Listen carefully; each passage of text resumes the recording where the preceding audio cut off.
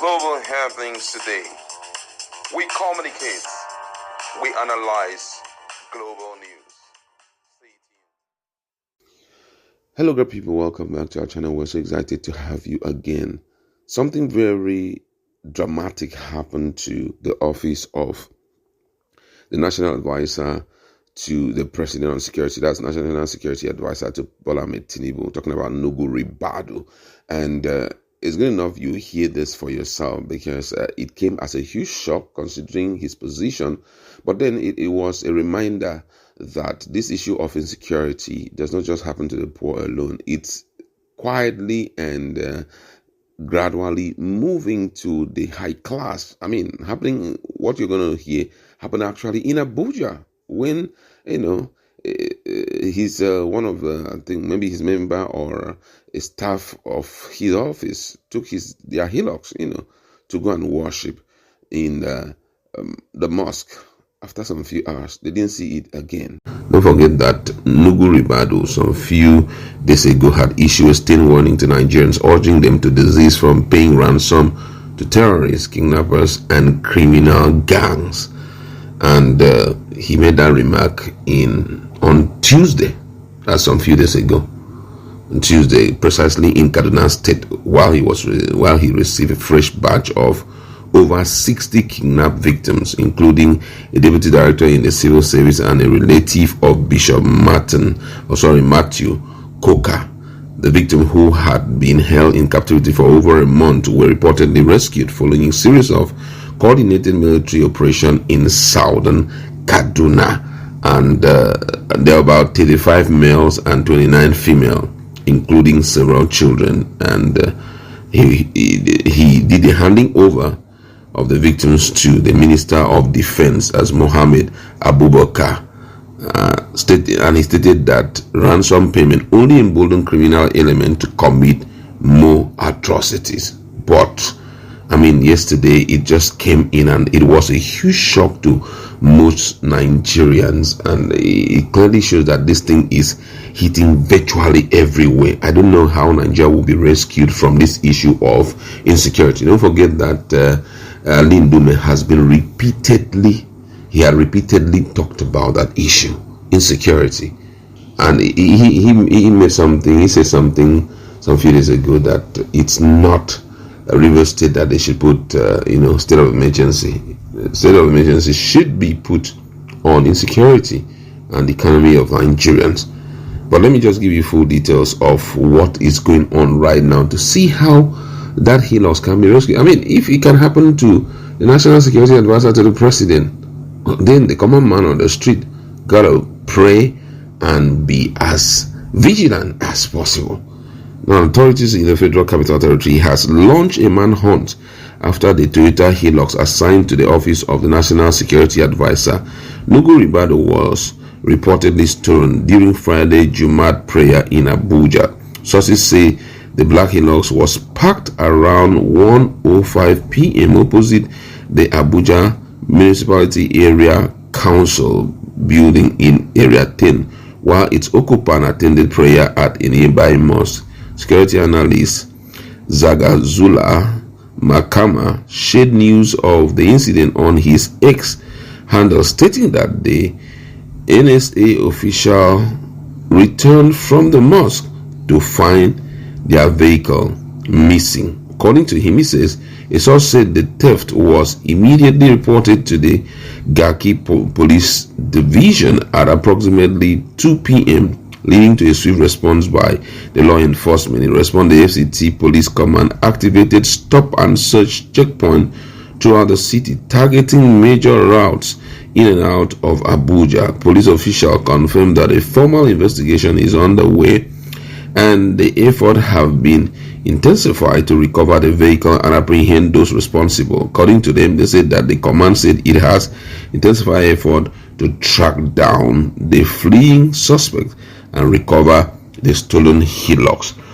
This thing is becoming something that something unthinkable, I must say. Security challenges today is not just touching Borno State, Gombe, it's not just touching southeastern part of Nigeria, but it's reaching out to all and sundry, and we just need to be as careful as possible. If it can happen to, people who are protected, people who have, so many things around them pointing to the direction of, protection, and such people can undergo such things, then the common man should worry a great deal. But then, first thing when I saw this news, the first thing that hit my mind was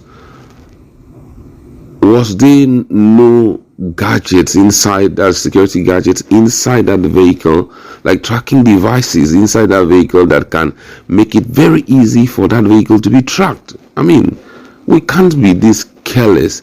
If you're working with a national security advisor and the vehicle handed over to them, there is no tracking device inside. It leaves us with so much worries, because this issue of saying launching a manhunt wouldn't have been there. It would have been a case of, just going back to the monitor just to check out where is this vehicle, and it will point to direction, and it will make the search for the vehicle very easy.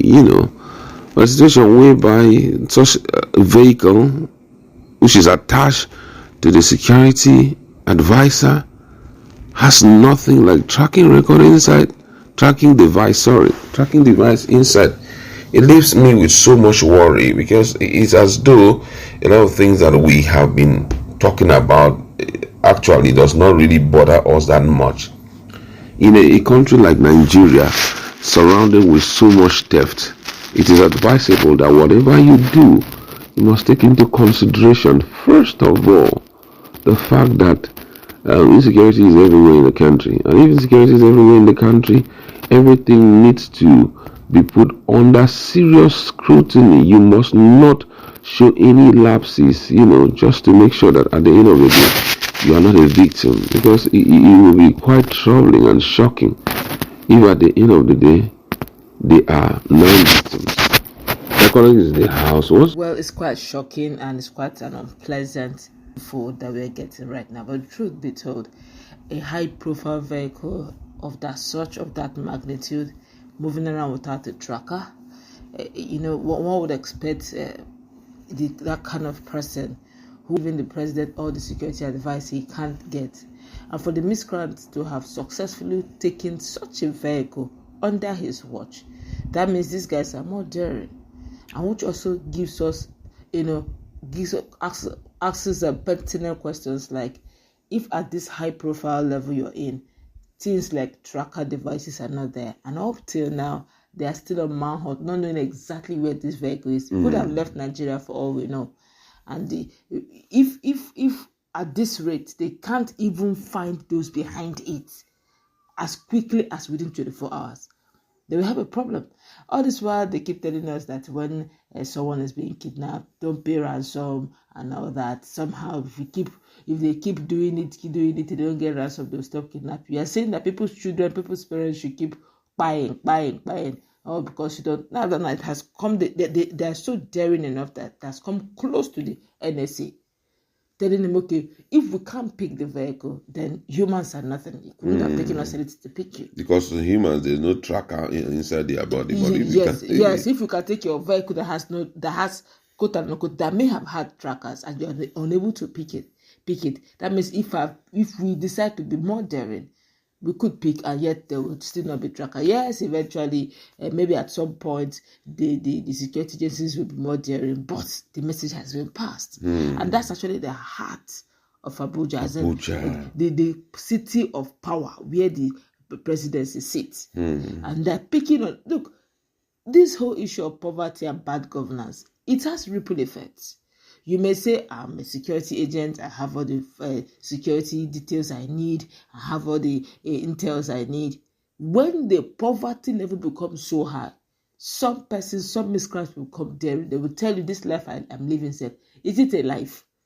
If you talk, you buy. You don't talk, you buy. If you move, you buy. If you don't move. So let me just give it a try. And I think this is just a clarion call that our governance, our leaders in every position should please do all they can to do that. If there's the basic needs of the average Nigerian being met, some persons will not begin to go haywire. That's quite daring, For someone to just went down to pray in the mosque, and by the time he comes back, the vehicle is missing till now. Come on. Serious. You can't be telling me. You tell me he's one businessman. Okay, he doesn't have all the intels. This is someone at the highest level of security in the country, and they dare to pick that which is closest to him.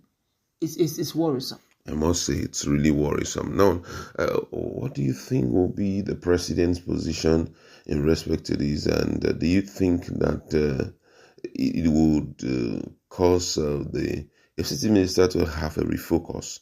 You know, he's been more involved in infrastructure, fixing road, and trying to send those miscreants very far away from, from the main heart of Abuja. But this kind of thing happening, do you think that Wiki as now may start refocusing on, security? The best person who it happened to is the very best person that should think of the security. He is the one in charge of the security itself. So he should even be the best and be in the best position to tackle it. Whoever it is that did that wanted to pass a message, and the message was well understood. Giving it to Nyesom Wike was never a general. He was never a security personnel. He was just a governor in his days, and yes, he has ability to have intels, but the person that is in the whole of this middle of this whole matter is the right person to tackle such. And even if you say, okay, you should, what really would the minister, FCT minister, really do to push the miscreants? And he has been pushing them.